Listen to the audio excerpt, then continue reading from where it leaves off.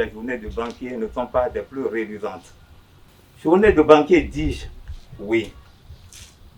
Mais ce n'est pas pour vous parler du poids de toutes les tâches qui meublent le quotidien du banquier. Mais vous parlez de ce qui peut perturber sa journée et le déstabiliser lui-même dans sa propre zone de confort. Généralement, ces journées commencent sous de meilleurs auspices. Il est de bonne humeur et plein d'énergie qu'il espère conserver toute la journée. Et il y veille. Son seul objectif pour la journée, c'est de bien s'occuper de ses clients et faire de son mieux pour ne pas reporter une quelconque rancœur subie sur une relation innocente. Rien ne doit l'empêcher d'y parvenir. Seulement, pendant qu'il s'emploie, lui, à garantir les meilleures conditions d'une meilleure prise en charge, quelqu'un de son côté se prépare activement, jurant tous les dieux de passer lui pourrir la vie. Rappelez-vous, la banque est un marché sur lequel toutes les humains peuvent se rencontrer. Donc, c'est un monde assis sur la poudrière. C'est un marché sur lequel l'antagonisme est omniprésent. Surtout lorsque la relation met en jeu l'argent.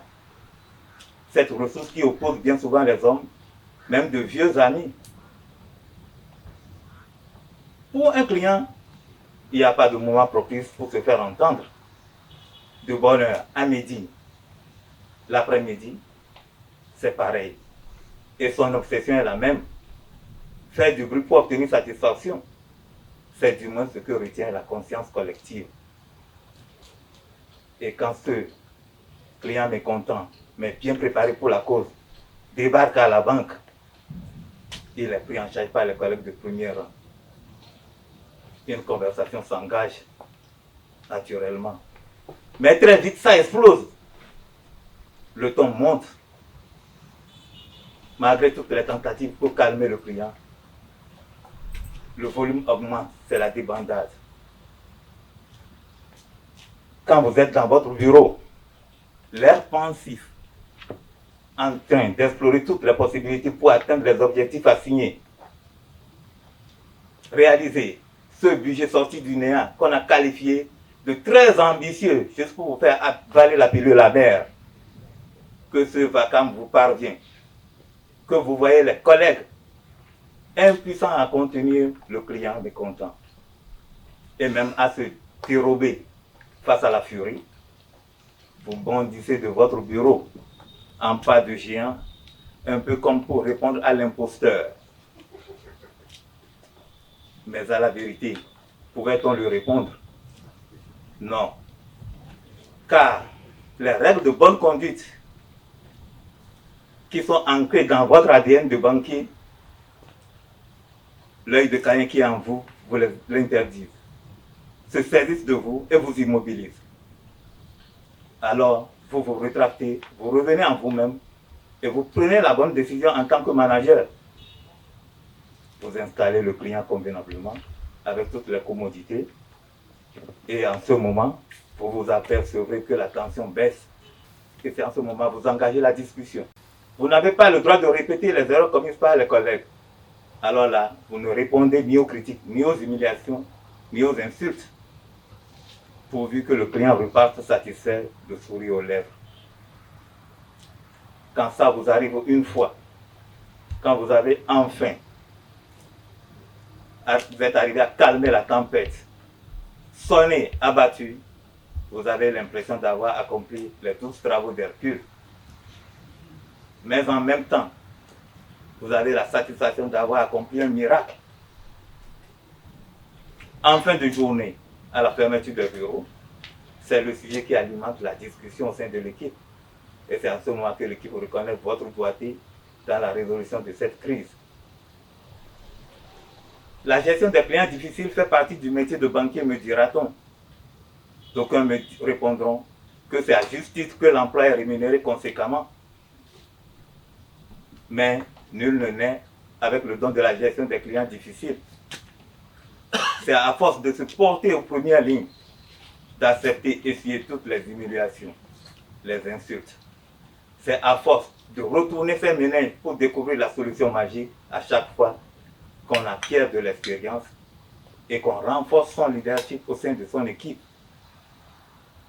Chers amis Toastmasters, je vous remercie d'avoir pénétré avec moi l'antichambre du métier de banquier, qui n'est pas que délectation, s'il vous plaît. Cher Sylvain, j'ai suivi avec attention votre discours, d'autant plus que moi-même, je suis un banquier. Vous avez fait un discours structuré, très belle introduction, le développement était très structuré et la conclusion était au point. J'ai particulièrement aimé la clarté de votre discours. J'ai pu noter chaque mot, j'ai pu noter chaque phrase de votre discours. Votre voix était perceptible. J'ai noté aussi que vous avez une bonne posture. Vous avez, tout au long de votre discours, j'ai pu noter qu'il y avait moins de dandinement. Par contre, ce que vous pouvez améliorer dans vos discours, c'est de nous gratifier d'une très belle gestuelle. Votre voix était claire, mais la variété vocale n'était pas au rendez-vous, ce qui a fait que je n'ai pas noté beaucoup d'émotions dans vos discours, quoique vivant la même galère que vous, en tant que banquier, c'est un discours qui doit être fortement émotif. Je m'en vais vous le dire. Lorsque vous avez dit, vous bondissez de votre bureau, j'aurais pu vous voir bondir. Parce que je m'attendais, je vous connais, je m'attendais à ce que vous bondissez comme vous avez l'habitude de le faire au bureau. Parce que je vous ai déjà vu à l'œuvre. Là, le bondissement n'a pas été au rendez-vous. Mais lorsque vous disiez, vous apercevez que la tension a baissé. Ça n'aura pu nous amener, cette variété vocale aurait pu nous amener à avoir une certaine émotion qui accompagnait vos propos. J'ai pu vous suivre parce que je savais ce que ce discours représentait pour vous. Aujourd'hui, peut-être que vous n'avez plus cette émotion parce que vous n'êtes plus dans le métier, mais lorsque vous étiez banquier, je savais combien de fois vous faisiez avec abnégation votre travail. Bravo! Je suis heureux de voir cette progression. Lorsque j'avais suivi votre discours Bris de glace et que j'ai suivi ce discours, je suis fort heureux de savoir que bientôt, vous allez nous revenir avec des discours très empoignants. Et aussi, l'objectif de ce discours, c'est que vous devez redire ce discours une deuxième fois dans un autre club ou bien d'une autre manière en prenant en compte l'observation que je suis en train de vous faire. Cher Sylvain, vous nous avez gratifié d'un bon discours, structuré comme je l'ai dit, belle introduction, code du devoir, conclusion. Mais essayez de mettre une certaine empreinte émotionnelle à votre discours en vous départissant de votre note, parce que vous connaissez très bien votre discours, et aussi en nous gratifiant de quelques gestes gestuels qui fera que nous allons plus vous suivre. Monsieur l'évaluateur.